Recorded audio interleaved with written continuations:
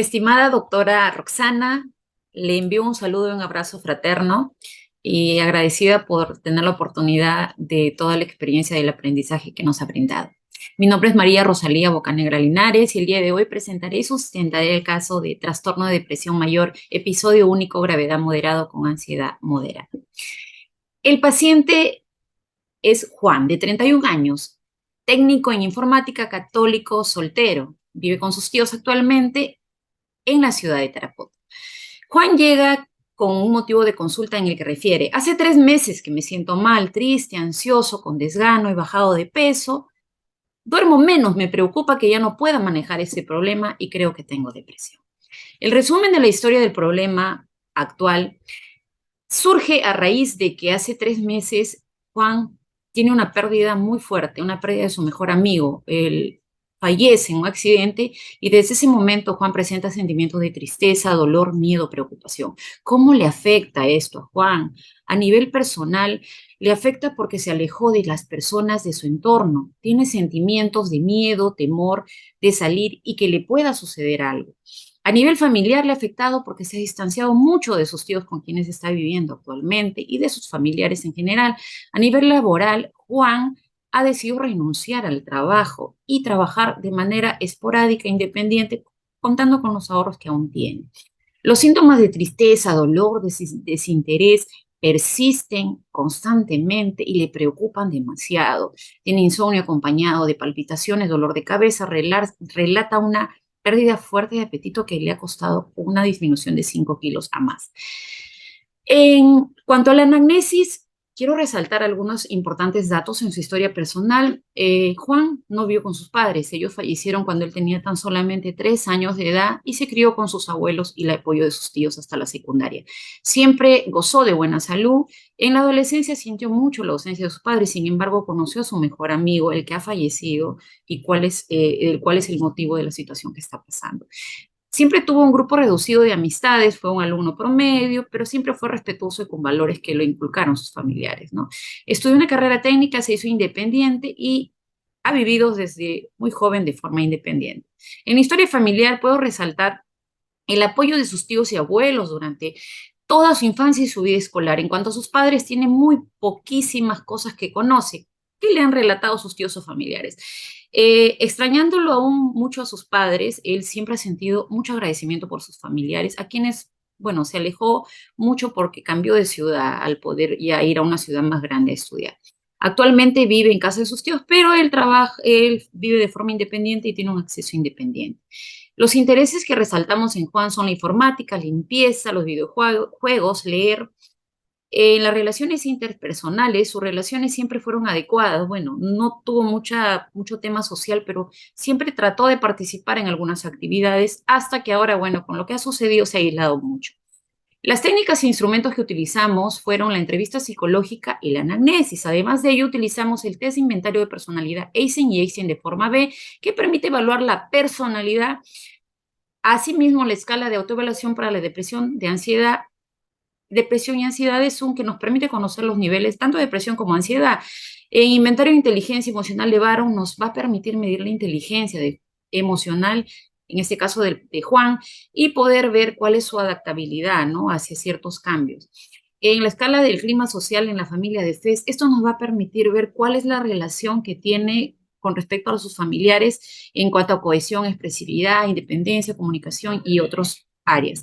En la evaluación neuropsicológica breve, en español neurosis, también la hemos realizado para poder identificar si existe algún tipo de deterioro cognitivo de todas maneras. El test de inventario de personalidad de Eysen y Eysen forma B nos dio como resultado cuantitativo un puntaje de L3, E11 y N5, un temperamento flemático. En lo cualitativo tenemos que Juan tiene un temperamento flemático que se caracteriza por ser una persona tranquila. Muy pocas veces se enfada, no suele perder la compostura, pero sin embargo tiene debilidades como es terco, indeciso y temeroso. En cuanto a la escala de evaluación de depresión y ansiedad de Zoom, tenemos que, recuerden los resultados, tiene una depresión situacional y una ansiedad marcada a severa. ¿Eso qué quiere decir? La depresión situacional es una depresión que va minando, va disminuyendo poco a poco la fortaleza y la seguridad de Juan, hasta que sus fuerzas van debilitándose, así como sus relaciones familiares, laborales y sociales. En la escala de ansiedad, la ansiedad marcada nos indica que él está pasando por un momento en el cual está muy preocupado, muy ansioso y no deja de pensar en las cosas que le dañan emocionalmente. La inteligencia emocional la medimos a través del inventario de Baron, en el cual los resultados cuantitativos los podemos ver en pantalla y los cualitativos nos indican y resaltan un puntaje de 87 en cuanto al coeficiente emocional. ¿Qué quiere decir? Que esto corresponde a un nivel muy bajo, lo que indica que el paciente posee una capacidad emocional menor a la adecuada para afrontar las exigencias de su entorno. Asimismo, en la escala intrapersonal obtiene un coeficiente emocional de 78. ¿Qué quiere decir esto? Que corresponde a un nivel bastante bajo esta característica a individuos que no son capaces de conectar con sus emociones de forma adecuada. En la escala de clima social de la familia FES, según el cuadro de los resultados cuantitativos, vemos que tiene una categoría entre promedio a buena. ¿Qué quiere decir? Que estos resultados tienden a que él tiene un sentido de compromiso y pertenencia adecuado. Sin embargo, la comunicación es promedio, la misma que ahora se ha visto muy disminuida por la situación que está pasando y cuál lo ha aislado mucho de sus familiares. En la evaluación neuropsicológica breve en español se evaluaron todos aquellos aspectos que nos dan 8 áreas en las cuales podemos tener un puntaje total de 125 que está dentro de un rango normal. ¿Qué quiere decir? Que él se encuentra exento, libre de algún tipo de deterioro cognitivo. En cuanto a la conclusión diagnóstica, trabajamos con el DSM-5. Tenemos un 296.22 como conclusión diagnóstica, que nos da un trastorno de depresión mayor, episodio único, gravedad moderado con ansiedad moderada. ¿Por qué? Porque Juan cumple con los criterios.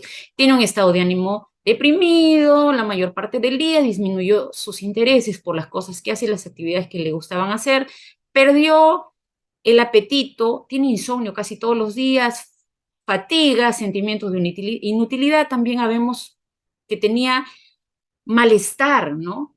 Y también vemos de que la recurrencia es un episodio único, así como la ansiedad es moderada porque tiene nerviosismo, inquietud y dificultad para poderse concentrar. En cuanto a las conclusiones, podemos resaltar que tiene un pronóstico favorable para mí.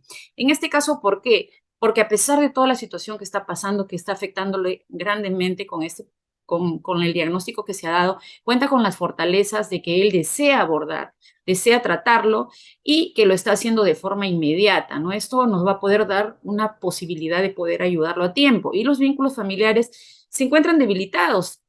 Sin embargo, las recomendaciones que tenemos es de concientizar a la familia para que en este caso sus tíos, que son los que viven con él, puedan brindarle el soporte emocional que necesita durante el proceso de intervención.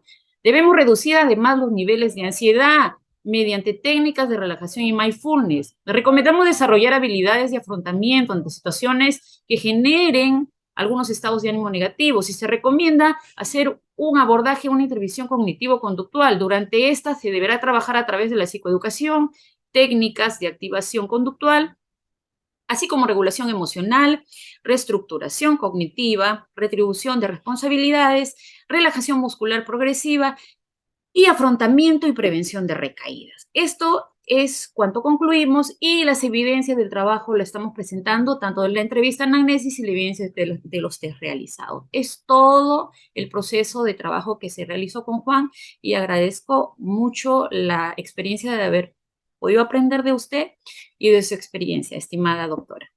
Muchísimas gracias.